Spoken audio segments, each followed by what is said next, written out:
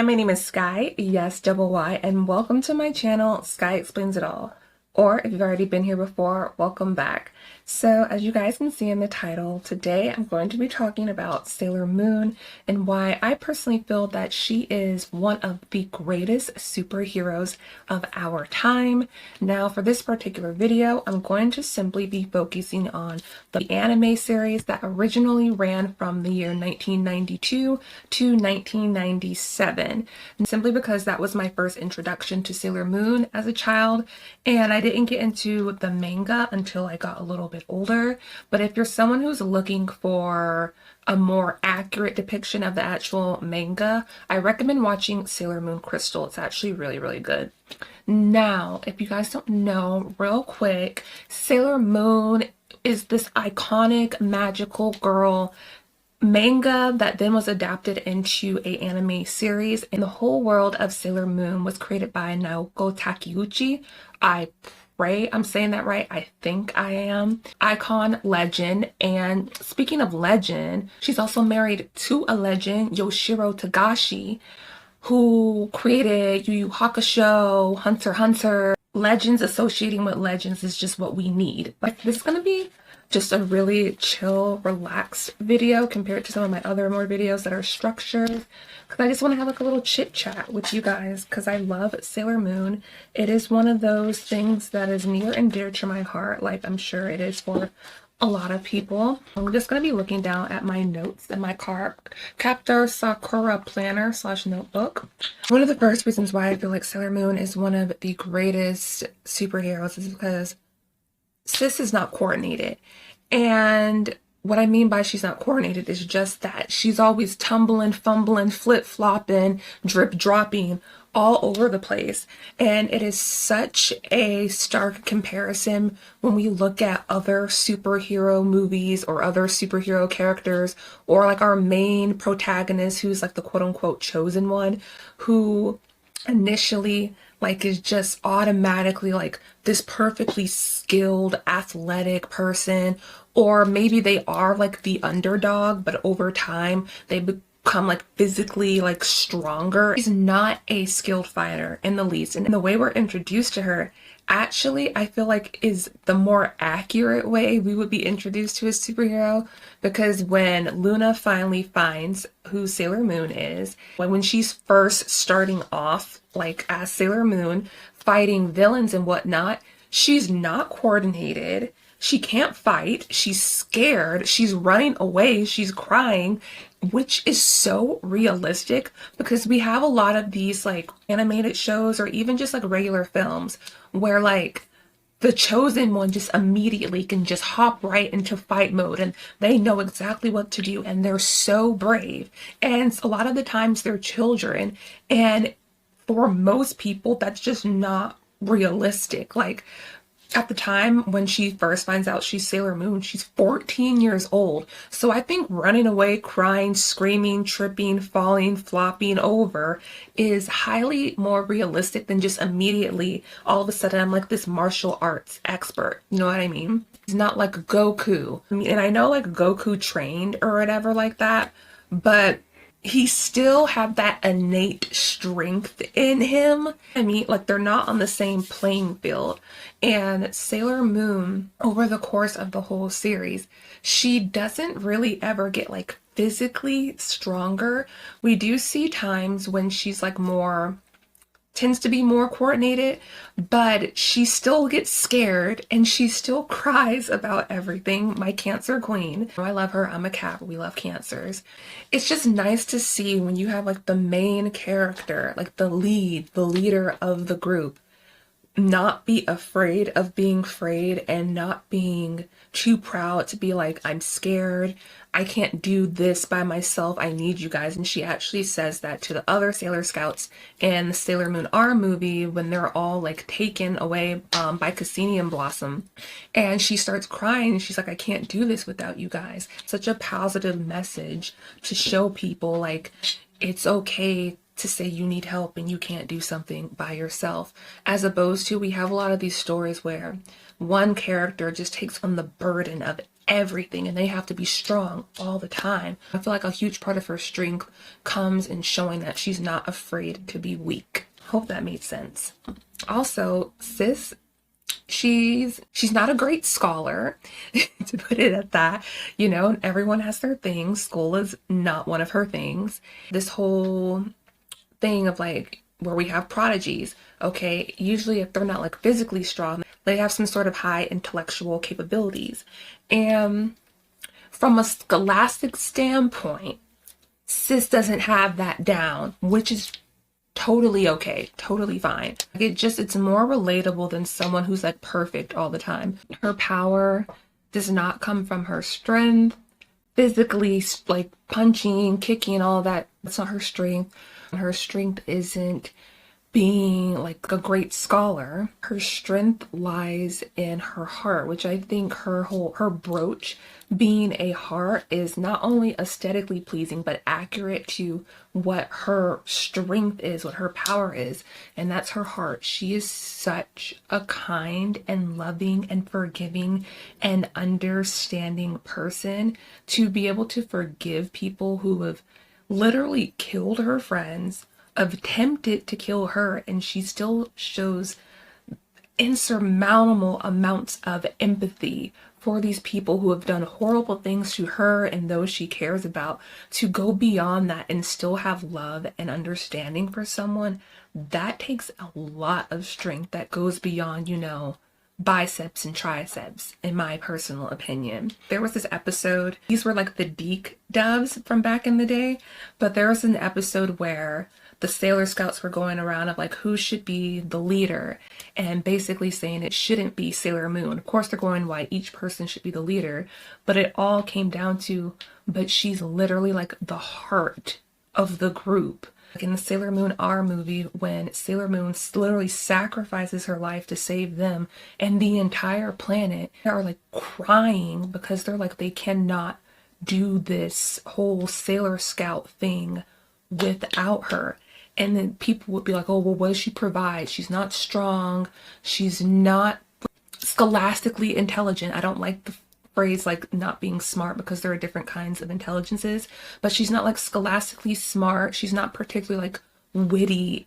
In our society, she would be deemed like not valuable asset. But the girls, they see her as more than that. Like she holds their group together. I just love that scene, like I said, when she's like using the power of the silver crystal to save all of them, and each of the Sailor Scouts are having flashbacks of their interactions with Usagi, or growing up we knew her as Serena. My favorite one, and it always just makes me a little fuzzy inside, is when Lita first came to Usagi's school. People like heard rumors about her that she fights and she's this and she's that and she's really like a tough type of girl, and people were afraid to talk to her. And then Sailor Moon, Serena, Usagi, whoever you want to address her, Usagi goes up to Makoto and she sits down with her, and Makoto's like, you aren't scared of me? And then without even a second thought, and without even putting any real thought into it, Usagi's thought is like, well, should I be? And like just so innocent, and you see Makoto's face just like melt and like light up because someone can just see her for her. Usagi sees beyond the surface when it comes to people, and it just warmed my heart. She's goofy and she's funny. Her favorite subjects in school are lunch. Like, I stand all of the other Sailor Scouts, so Sailor Jupiter, Sailor Mars, Sailor Venus, Sailor Mercury. They each all have individual characters that would make you think that they are the main character, but they're not. Sailor Moon is. The creator, she said that she made a story about girls that she would want to be friends with, and you can see that. Like, the reason why you look up to people, certain people, when you're growing up as a kid is because there's something in them you see that you want in yourself. And so I'm sure more people would want to be brighter scholastically, or physically more fit and stronger, or more intuitive, mysterious, or extremely confident and not afraid to put yourself out there.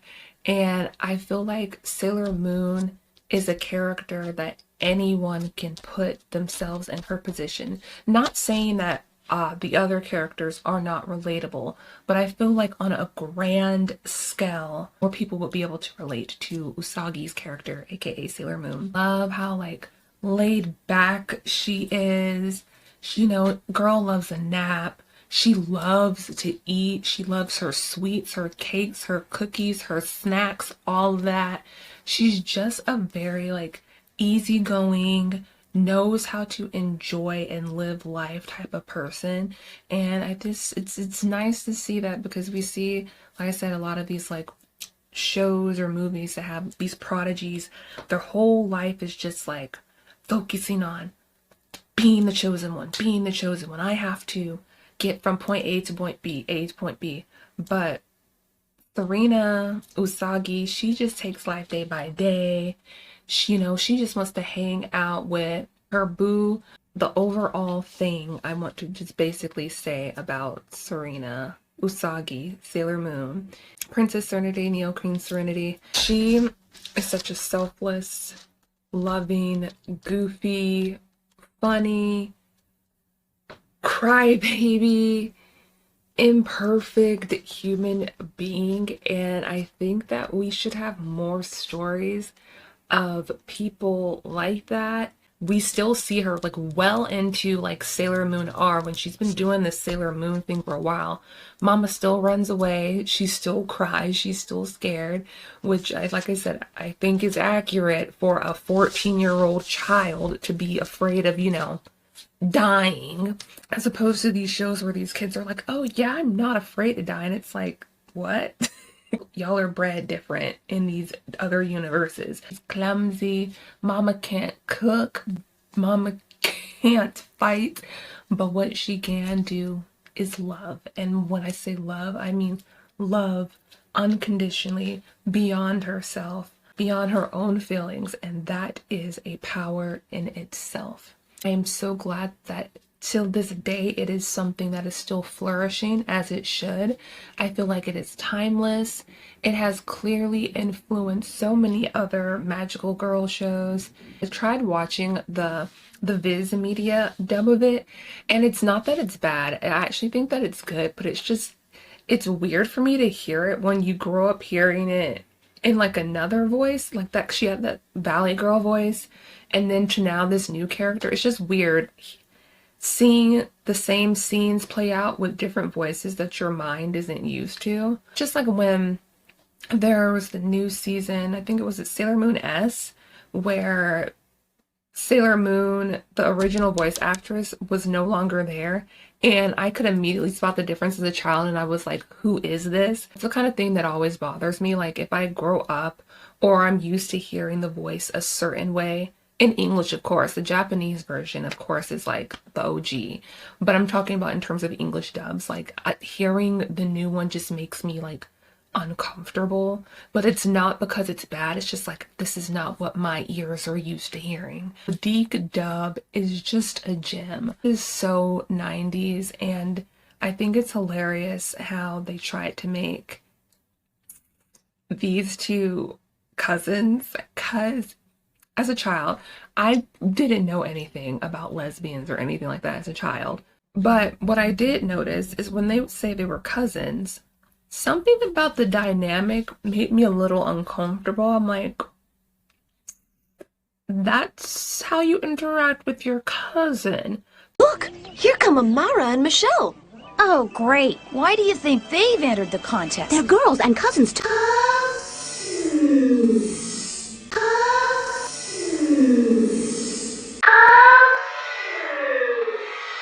Thought it was weird, really weird. And when I got older and realized, hey, they're not really cousins, they're actually gal friends, I was like, yeah, that right there makes a lot more sense. Because the cousin thing made me really uncomfortable as a kid, and I never understood why. Deke dub has like my childhood introduction to Sailor Moon, but y'all were trifling for that because that was giving incestuous. Nothing about that felt platonic or familial. It felt wrong. Y'all had them being cousins when they clearly weren't, which is crazy to me. So y'all had a problem with them being lesbians, but y'all were cool with making Darian like a college student and dating Serena while she was in middle school. Come on in over here. Have a seat. Like, I'm short-circuiting. It doesn't make sense. And that is going to be it for me. So I just wanted to have a really chill chit-chat and talk about Sailor Moon. And putting in a bunch of clips of Sailor Moon is like a surefire way to get copyrighted. Like, just immediately, like, clocked. And also for this video, I tried on press-on nails, right? I have not worn press-on nails since elementary school. And I tried them once, and I took them off almost immediately. And I never did acrylic nails because my natural nails are actually long, so I saw no point in trying acrylic nails. Plus, they seem like a hassle to get through everyday day-to-life tasks having them on. So I put these on just to try them on. These were only like $2, so I just wanted to see how I felt with having longer, like, fake nails, and I absolutely detest it. This is a horrible experience. Those of you who are able to function and live life doing this, I think y'all are like witches, and I mean that in like the most respectful way possible. Like, I like to hang out with y'all and figure out how you do this on a day-to-day basis, because it's not for me. So what I'm gonna do is I hope you guys all enjoyed this video. If you like this video, give a little moon tap on the like button. If you like the content I make here, feel free to subscribe and enjoy this person over here, which is me, who is a proud supporter of the Moon Kingdom. And also, let me know, do you have a favorite Sailor Scout or Sailor Scouts?